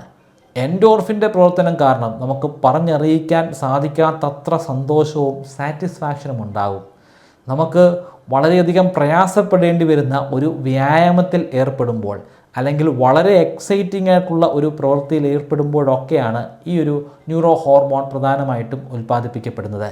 ശരീരത്തിൽ ഈ ന്യൂറോ ഹോർമോണിൻ്റെ അളവ് കൂടി നിൽക്കുന്ന സമയത്ത് നമുക്ക് ശരിക്കും റാഷണലായിട്ട് ചിന്തിക്കാൻ സാധിക്കില്ല. കാരണം നമ്മൾ ആനന്ദത്തിൻ്റെ പരകോടിയിലായിരിക്കും. സെറോട്ടോണിൻ നമുക്ക് വളരെ ബാലൻസ്ഡ് ആയിട്ടുള്ള ശാന്തമായിട്ടുള്ള ഒരു മനസ്സ് തരുന്നു. സെറോട്ടോണിനും ന്യൂറോ ഹോർമോണാണ്. ഈ ന്യൂറോ ഹോർമോണാണ് ഒരു ന്യൂറോണിൽ നിന്നും മറ്റൊരു ന്യൂറോണിലേക്കുള്ള മെസ്സഞ്ചറായിട്ട് പ്രവർത്തിക്കുന്നത്. ചില ഘട്ടങ്ങളിലൊക്കെ ഈ ന്യൂറോ ഹോർമോണിൻ്റെ അളവ് നമ്മുടെ ശരീരത്തിൽ കുറവായിരിക്കും. അത് കുറയുമ്പോഴാണ് നമുക്ക് ഡിപ്രഷൻ ഉണ്ടാകുന്നത്. ഡിപ്രഷൻ ഒഴിവാക്കാനായിട്ട് നമ്മൾ ചില മെഡിക്കേഷൻസൊക്കെ, ചില മരുന്നുകളൊക്കെ കഴിക്കുമല്ലോ. മരുന്നുകൾ കഴിക്കുന്നത് ഈ സെറോട്ടോണിൻ്റെ അളവൊന്ന് വർദ്ധിപ്പിക്കാൻ വേണ്ടിയിട്ടാണ്. പക്ഷേ പറയും പോലെ അത്ര എളുപ്പമല്ല കാര്യങ്ങൾ. മരുന്ന് കഴിച്ചാൽ ഉടനെ തന്നെ ഈ സെറോട്ടോണിൻ്റെ അളവ് കൂടും, പക്ഷേ നമ്മുടെ ശരീരത്തിൽ അതിൻ്റേതായിട്ടുള്ള മാറ്റങ്ങളില്ല. അപ്പോഴും നമ്മൾ ഡിപ്രഷനിൽ തന്നെയായിരിക്കും. കൂടുതൽ കാര്യങ്ങളിലേക്ക് ഞാൻ പോകുന്നില്ല, ഡ്യൂറേഷൻ കൂടും. ഞാൻ ഓൾറെഡി മുമ്പ് പറഞ്ഞ ഡിപ്രഷൻ വീഡിയോയിൽ ഇതിനെക്കുറിച്ചൊക്കെ വിശദമായിട്ട് പറഞ്ഞിട്ടുണ്ട്. അതിൻ്റെ ലിങ്കും കൊടുത്തിട്ടുണ്ട്. നിങ്ങൾക്ക് താല്പര്യമുണ്ടെങ്കിൽ അത് കണ്ടു നോക്കാം. ഡോപ്പമിൻ എല്ലാവർക്കും അറിയാവുന്ന ഒരു ന്യൂറോ ഹോർമോണാണ്. നിങ്ങൾ നല്ല രീതിയിൽ സെക്സ് ചെയ്യുമ്പോൾ, അല്ലെങ്കിൽ നിങ്ങൾ പരമമായിട്ടുള്ള ആനന്ദം കിട്ടുന്ന എന്തെങ്കിലും കാര്യങ്ങൾ ചെയ്യുമ്പോഴൊക്കെ ഡോപ്പമിൻ നിങ്ങളുടെ ശരീരത്തിൽ വർദ്ധിക്കും. പക്ഷേ ആർട്ടിഫിഷ്യലായിട്ട് നിങ്ങൾക്ക് ഡോപ്പമിൻ വർദ്ധിപ്പിക്കാൻ സാധിക്കും. അതായത് സെക്സ് ചെയ്യുക എന്നുള്ളത് നമ്മൾ ആർട്ടിഫിഷ്യലായിട്ടുള്ളൊരു കാര്യമല്ല. നമ്മുടെ ശരീരത്തിൻ്റെ ഉള്ളിലേക്ക് നമ്മളൊന്നും കുത്തിവെക്കുകയോ നമ്മളൊന്നും കഴിക്കുകയോ ചെയ്യുന്നില്ല. അല്ലാതെ നമ്മളൊരു പ്രവൃത്തിയിൽ ഏർപ്പെടുമ്പോൾ നമുക്കുണ്ടാകുന്ന ഡോപ്പമിൻ മാത്രമാണ്. എന്നാൽ നമ്മൾ നമ്മുടെ ശരീരത്തിൻ്റെ ഉള്ളിലേക്ക് ഡോപ്പമിൻ വർദ്ധിപ്പിക്കാൻ പറ്റുന്ന തരത്തിലുള്ള കാര്യങ്ങൾ കുത്തിവെക്കുകയാണെങ്കിൽ അത് കാരണം അനിയന്ത്രിതമായിട്ട് വലിയ അളവിൽ ഡോപ്പമിൻ്റെ വർധനവുണ്ടാകും. ഉദാഹരണത്തിന് മദ്യം, അല്ലെങ്കിൽ നിക്കോട്ടിൻ, അതുമല്ലെങ്കിൽ സിഗരറ്റ്, അതുമല്ലെങ്കിൽ മറ്റേതെങ്കിലും തരത്തിലുള്ള ഡ്രഗ്സ്, ഇതൊക്കെ കഴിക്കുമ്പോൾ ഡോപ്പമിൻ അതിശക്തമായിട്ടായിരിക്കും വർദ്ധിക്കുന്നത്. അമ്മമാർക്ക് ഏറ്റവും ഇഷ്ടമുള്ളത് അവരുടെ പ്രിയപ്പെട്ട കുഞ്ഞുങ്ങളോടായിരിക്കും. അമ്മമാർക്ക് കുഞ്ഞുങ്ങളോട് അത്രയും വലിയ ഇഷ്ടം തോന്നാനുള്ള കാരണം ഓക്സിറ്റോസിനാണ്. കൂടാതെ ഒരു റൊമാൻറ്റിക് ന്യൂറോ ഹോർമോൺ കൂടിയാണ് ഓക്സിറ്റോസിൻ. ഒരു വ്യക്തിയോട് തോന്നുന്ന പ്രണയത്തിൻ്റെ പിന്നിലും ഓക്സിറ്റോസിന് പങ്കുണ്ട്. പ്രണയത്തെക്കുറിച്ച്, അല്ലെങ്കിൽ പ്രണയത്തിൻ്റെ ശാസ്ത്രത്തെക്കുറിച്ച് ഒരുപാട് കാര്യങ്ങൾ പറയാനുണ്ട്. അതൊന്നും ഞാൻ ഈ വീഡിയോയിൽ കൂട്ടിച്ചേർക്കുന്നില്ല. നിങ്ങൾക്ക് അതിനെക്കുറിച്ച് അറിയാൻ താല്പര്യമുണ്ടെങ്കിൽ കമൻറ്റ് ബോക്സിൽ നിങ്ങളതൊന്ന് മെൻഷൻ ചെയ്യുക. ഒരുപാട് പേർ കമൻറ്റിൽ മെൻഷൻ ചെയ്യുകയാണെങ്കിൽ ഉറപ്പായിട്ടും ഞാനൊരു വീഡിയോ ആയിട്ടത് ചെയ്യുന്നതായിരിക്കും.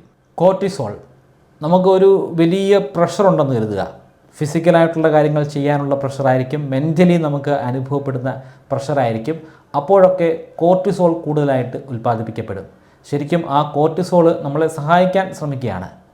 കൂടുതലായിട്ട് കോർട്ടിസോൾ നമ്മുടെ ശരീരത്തിൽ ഉൽപ്പാദിപ്പിക്കപ്പെടുമ്പോൾ നമുക്ക് എല്ലാ കാര്യങ്ങളും വളരെ പെട്ടെന്ന് ചെയ്യാനുള്ള ഒരു ത്രാണിയാണ് ഉണ്ടാകുന്നത്. അതുകൊണ്ടാണ് നമുക്കൊരു വലിയ പ്രഷർ കിട്ടുമ്പോൾ ആ പ്രഷർ കാരണം നമ്മൾ പെട്ടെന്ന് കാര്യങ്ങൾ ചെയ്യാനായിട്ട് ശ്രമിക്കുന്നത്. നമ്മൾ ഒരു സെമസ്റ്ററിൽ മുഴുവനും പഠിക്കാൻ ശ്രമിച്ച സബ്ജക്റ്റ് നമുക്ക് ചിലപ്പോൾ 1-2 ദിവസം കൊണ്ട്, എക്സാമിൻ്റെ 1-2 ദിവസം മുമ്പ് കൊണ്ട് നമുക്ക് വളരെ പെട്ടെന്ന് തന്നെ പഠിച്ച് തീർക്കാൻ കഴിഞ്ഞു എന്ന് വരാം. അതിൻ്റെ കാരണം കോർട്ടിസോളിൻ്റെ പ്രവർത്തനമാണ്. പക്ഷേ കോർട്ടിസോൾ എപ്പോഴും അങ്ങനെ ഉയർന്നു നിൽക്കുന്നത് നല്ലതല്ല. കോർട്ടിസോൾ നിരന്തരമായിട്ട് ഇങ്ങനെ ഉയർന്നു നിൽക്കുകയാണെങ്കിൽ നമുക്ക് ആങ്സൈറ്റി ഉണ്ടാകും, വലിയ ടെൻഷൻ ഉണ്ടാകും, ബ്ലഡ് പ്രഷർ ഉണ്ടാകും, നമ്മുടെ ജീവിതം തന്നെ അത് താറുമാറാക്കും. ടീനേജേഴ്സ് ശരിക്കും പൊട്ടിത്തെറിക്കുന്ന ഒരു പ്രായത്തിലാണ്. അവർ എപ്പോൾ എങ്ങനെ പെരുമാറുമെന്ന് നമുക്ക് പറയാനേ സാധിക്കത്തില്ല. അപ്രവചനാതീതമാണ് അവരുടെ ഓരോ കാര്യങ്ങളും. വളരെ നിസ്സാരമായിട്ടുള്ള കാര്യത്തിന് പോലും അവർ പൊട്ടിത്തെറിച്ചെന്നിരിക്കും, അല്ലെങ്കിൽ തൊട്ട് മുൻപിൽ നിൽക്കുന്ന ആളെ ഒന്ന് തല്ലിയെന്നിരിക്കും. ഇതിൻ്റെയൊക്കെ കുറ്റക്കാരനായിട്ട് നമ്മൾ പലപ്പോഴും ചൂണ്ടിക്കാണിക്കുന്നത് ഹോർമോൺസിനെയാണ്. എന്നാൽ മോഡേൺ സയൻസ് പറയുന്നത് ഹോർമോൺസ് മാത്രമല്ല, ഇവിടെ വലിയൊരു പങ്ക് നമ്മുടെ തലച്ചോറിനുണ്ട്. തലച്ചോറിൽ നടന്നുകൊണ്ടിരിക്കുന്ന ചില മാറ്റങ്ങൾക്കുണ്ട്. ടീനേജേഴ്സിൻ്റെ കാലഘട്ടത്തിൽ ശരിക്കും റീവയറിംഗ് നടക്കുകയാണ്. നമ്മുടെ തലച്ചോറിൽ അടങ്ങിയിരിക്കുന്ന കോടാനുകൂടി ന്യൂറോൺസിനെ കുറിച്ച് ഞാൻ പറഞ്ഞല്ലോ. ആ ന്യൂറോണുകളെല്ലാം പരസ്പരം കണക്ട് ചെയ്ത് ഒരു കോംപ്ലക്സ് ആയിട്ടുള്ള നെറ്റ്വർക്ക് ഉണ്ടാക്കിയിട്ടുണ്ട്.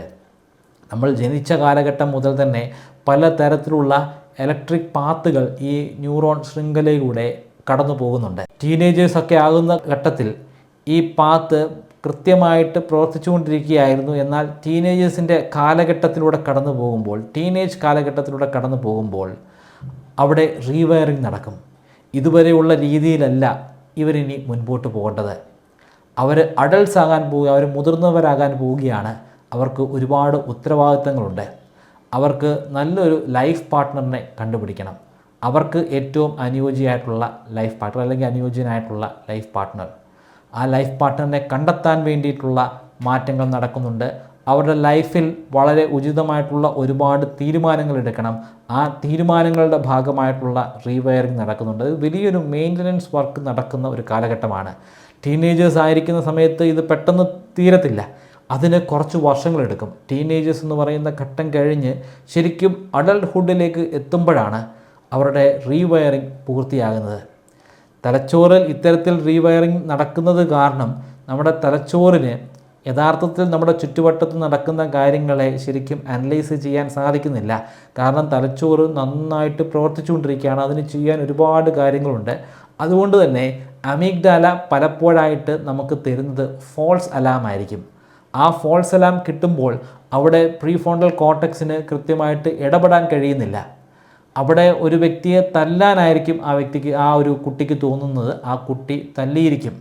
പ്രീഫ്രോണ്ടൽ കോർട്ടക്സ് ആണ് അതിന് തടയിടുന്നത്. ഇത് വളരെ നിസ്സാരമായിട്ടുള്ളൊരു കാര്യമാണ്. അയാളെ തല്ലുമൊന്നും വേണ്ട, ഒന്ന് ചിരിച്ച് കാണിച്ചാൽ മതി, അല്ലെങ്കിൽ തക്കതായിട്ടുള്ളൊരു മറുപടി കൊടുത്താൽ മതി എന്നൊക്കെയുള്ള സൂചനകളായിരിക്കും നമുക്ക് ഫ്രോണ്ടൽ കോർട്ടക്സ് തരുന്നത്. പക്ഷേ ഇവിടെ ഫ്രോണ്ടൽ കോർട്ടക്സുമായിട്ട് കമ്മ്യൂണിക്കേറ്റ് ചെയ്യാനുള്ള പഠനങ്ങൾ നടന്നുകൊണ്ടിരിക്കുകയാണ്, അല്ലെങ്കിൽ അതിൻ്റെ റീവയറിംഗ് നടന്നുകൊണ്ടിരിക്കുകയാണ്. അതുകൊണ്ട് തന്നെ ഫ്രോണ്ടൽ കോർട്ടക്സിൽ നിന്ന് നമുക്കൊരു സഹായവും കിട്ടത്തില്ല. ടീനേജേഴ്സ് അതുകൊണ്ട് തന്നെയാണ് അപ്രവചനാതീതമായിട്ടുള്ള രീതിയിൽ പെരുമാറിക്കൊണ്ടിരിക്കുന്നത്.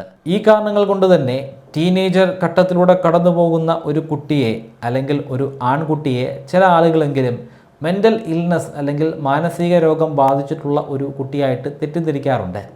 ചില കുട്ടികളിലൊക്കെ ഈ മാറ്റങ്ങൾ വളരെ എക്സ്ട്രീമിലായിരിക്കും. ആ മാറ്റങ്ങൾ എക്സ്ട്രീമിൽ പോകുമ്പോൾ ആ കുട്ടിക്ക് അനുഭവപ്പെടേണ്ടി വരുന്ന സാഹചര്യങ്ങൾ വളരെ വ്യത്യസ്തമായിരിക്കും. വളരെ മോശമായിട്ടുള്ള ആളുകളുമായിട്ടായിരിക്കും ഇടപെടേണ്ടി വരുന്നത്.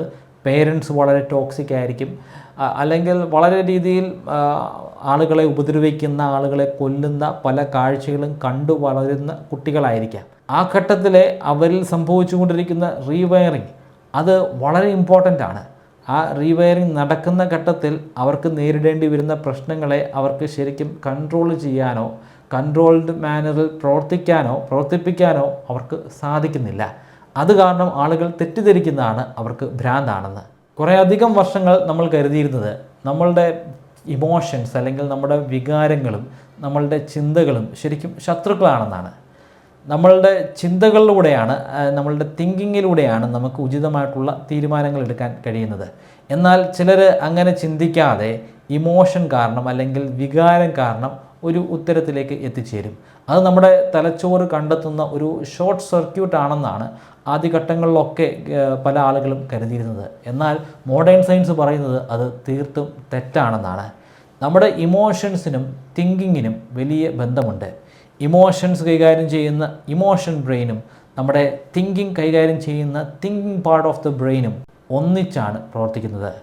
ആ ഒന്നിച്ച് പ്രവർത്തിക്കുന്നത് കാരണം നമുക്ക് പലപ്പോഴും പല അപകടങ്ങളിൽ നിന്നും രക്ഷപ്പെടാൻ സാധിക്കുന്നു. ഉദാഹരണത്തിന് എട്ടുകാലിയെ ഭയമുള്ളൊരു വ്യക്തി, എട്ടുകാലിയെ കണ്ടു കഴിഞ്ഞാൽ ഭയങ്കര പേടിയായിരിക്കും. അങ്ങനെയുള്ള വ്യക്തി എപ്പോഴും എട്ടുകാലിയെ കാണുന്നത് ഒഴിവാക്കാനായിട്ട് ശ്രമിക്കും. എട്ടുകാലിയെ കണ്ടു കഴിഞ്ഞാൽ അയാളുടെ അമിഗ്ഡാല ഒരു സിഗ്നൽ ഹൈപ്പോതലാമസിലേക്ക് കൊടുക്കും. വളരെ അപകടകരമായിട്ടൊരു സംഭവം നടന്നു എന്നായിരിക്കും അമിഗ്ഡാല ഹൈപ്പോതലാമസിന് കൊടുക്കുന്നത്. അപ്പോൾ ഹൈപ്പോതലാമസ് ആ രീതിയിൽ പ്രവർത്തിക്കും. അപ്പോൾ അങ്ങനെ പ്രവർത്തിക്കുന്ന ഹൈപ്പോതലാമസിനെ നിയന്ത്രിക്കാൻ വേണ്ടിയിട്ടായിരിക്കും ആ വ്യക്തിയുടെ ഫ്രോണ്ടൽ കോർട്ടക്സ് പ്രവർത്തിക്കുന്നത്. അപ്പോൾ ഫ്രോണ്ടൽ കോർട്ടക്സ് എപ്പോഴും ശാന്തമായിട്ടുള്ളൊരു അവസ്ഥയിലല്ല, പ്രശ്നങ്ങളെ സോൾവ് ചെയ്യാൻ വേണ്ടി ശ്രമിച്ചുകൊണ്ടിരിക്കുകയാണ്.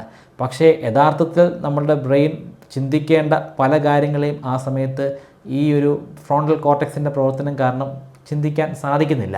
പക്ഷേ ഒരു എട്ടുകാലിയെ ഭയമുള്ള വ്യക്തി എട്ടുകാലി ഇല്ലാത്ത സ്ഥലങ്ങളിലൂടെ സഞ്ചരിക്കാനായിരിക്കും ആഗ്രഹിക്കുന്ന അയാളുടെ ഭയം കാരണം. എട്ടുകാലി ഉണ്ടാവാൻ സാധ്യതയുള്ള സകല സ്ഥലങ്ങളും അയാൾ മനഃപൂർവ്വം ഒഴിവാക്കും. അങ്ങനെ മനഃപൂർവ്വം ഒഴിവാക്കുന്നത് കാരണം അമീഗ്ഡാല കുറച്ചുകൂടെ ശാന്തമായിരിക്കും. അമീഗ്ഡാല നമ്മുടെ ഹൈപ്പോതലാമസിനെയോ അല്ലെങ്കിൽ ഫ്രോണ്ടൽ കോർട്ടക്സിനെയോ കാര്യമായിട്ട് ബുദ്ധിമുട്ടിക്കത്തില്ല. അതുകൊണ്ട് ശാന്തമായിട്ട് നമ്മൾ മനസ്സിലാക്കേണ്ട കാര്യങ്ങൾ മനസ്സിലാക്കാനും ചെയ്യേണ്ട കാര്യങ്ങൾ ചെയ്യാനും സമാധാനത്തോടു കൂടി ജീവിക്കാനും നമ്മളെ സഹായിക്കും. ചുരുക്കത്തിൽ മോഡേൺ സയൻസ് പറയുന്നത് നമ്മുടെ ഇമോഷൻസ് അല്ലെങ്കിൽ വികാരങ്ങൾ ഏതെങ്കിലും ഒരു സ്വിച്ച് ഇട്ടാൽ പ്രവർത്തിക്കുന്നത് പോലെയല്ല. നമ്മുടെ തലച്ചോറിലുള്ള നമ്മുടെ ശരീരത്തിൻ്റെ മറ്റ് ഭാഗങ്ങളിലുള്ള പല പാട്ടുകളുടെയും പ്രവർത്തനങ്ങൾ കാരണമാണ് ഓരോ ഇമോഷൻസും ഉണ്ടാകുന്നത്. ഇങ്ങനെയുണ്ടാകുന്ന ഇമോഷനുകൾ എല്ലാം എവല്യൂഷൻ്റെ ഭാഗമായിട്ട് നമ്മളിലേക്ക് വന്നതാണ്. എവല്യൂഷൻ്റെ ഭാഗമായി വന്ന ഈ ഇമോഷനുകൾ അത് നമ്മളെ ഈ ഭൂമിയിൽ നിലനിർത്താൻ സഹായിക്കുന്നു. ഇവിടെ സർവൈവ് ചെയ്യാൻ നമ്മളെ പ്രാപ്തരാക്കുന്നു. നമുക്കുണ്ടാകുന്ന ഓരോ ഇമോഷനുകളും അത് നമുക്ക് അവകാശപ്പെട്ടിട്ടുള്ള നമുക്ക് വേണ്ട ഇമോഷൻ തന്നെയാണ്. പക്ഷേ ഒന്നും വളരെയധികം തീവ്രമാകാൻ പാടില്ല. തീവ്രമാവുകയാണെങ്കിൽ അത് നമുക്ക് അപകടമുണ്ടാക്കും. അങ്ങനെയാണെങ്കിൽ ബോധപൂർവമുള്ള ഇടപെടലുകൾ അവിടെ ഉണ്ടാവണം. നമ്മുടെ നേരിട്ടുള്ള ഇടപെടൽ കൊണ്ട് ചിലപ്പോൾ എല്ലാ കാര്യവും ശരിയാക്കാൻ സാധിച്ചെന്ന് വരില്ല. അങ്ങനെയാണെങ്കിൽ വെൽ ട്രെയിൻഡ് ആയിട്ടുള്ള ഒരു പ്രൊഫഷണലിനെ തന്നെ നമ്മൾ നേരിട്ട് കണ്ട് സഹായം വാങ്ങിക്കണം. നിങ്ങൾക്ക് ഞാനൊരു 25 മെമ്മറി ട്രിക്കുകൾ പറഞ്ഞു തരാം. ഈ ട്രിക്കുകൾ ഉപയോഗിച്ച് എത്ര കടുകട്ടിയായിട്ടുള്ള വിഷയങ്ങളും വളരെ ഈസി ആയിട്ട് പഠിക്കാനും ദീർഘനാളത്തേക്ക് നിങ്ങളുടെ ഓർമ്മശക്തിയിൽ സൂക്ഷിക്കാനും സാധിക്കും.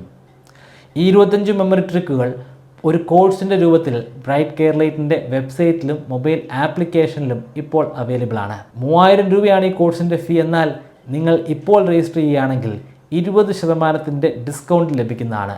അതിനുവേണ്ടി സ്ക്രീനിൽ കാണുന്നത് പോലെ MBK20 എന്ന പ്രൊമോ കോഡ് ഉപയോഗിക്കുക. ഡിസ്ക്രിപ്ഷനിലും ഫസ്റ്റ് കമൻറ്റിലും ഞാൻ ലിങ്ക് കൊടുക്കുന്നുണ്ട്. താല്പര്യമുള്ളവർ ഇപ്പോൾ തന്നെ പരിശോധിക്കുക. കൂടുതൽ സംശയങ്ങളുണ്ടെങ്കിൽ ഇൻസ്റ്റാഗ്രാമിലൂടെയോ ഫേസ്ബുക്കിലൂടെയോ അല്ലെങ്കിൽ മെയിലിലൂടെയോ നിങ്ങൾക്ക് എന്നോട് കമ്മ്യൂണിക്കേറ്റ് ചെയ്യാം. ഇവയുടെ എല്ലാ ലിങ്കുകൾ ഞാൻ ഡിസ്ക്രിപ്ഷനിലും ഫസ്റ്റ് കമൻറ്റിലും കൊടുത്തിട്ടുണ്ട്.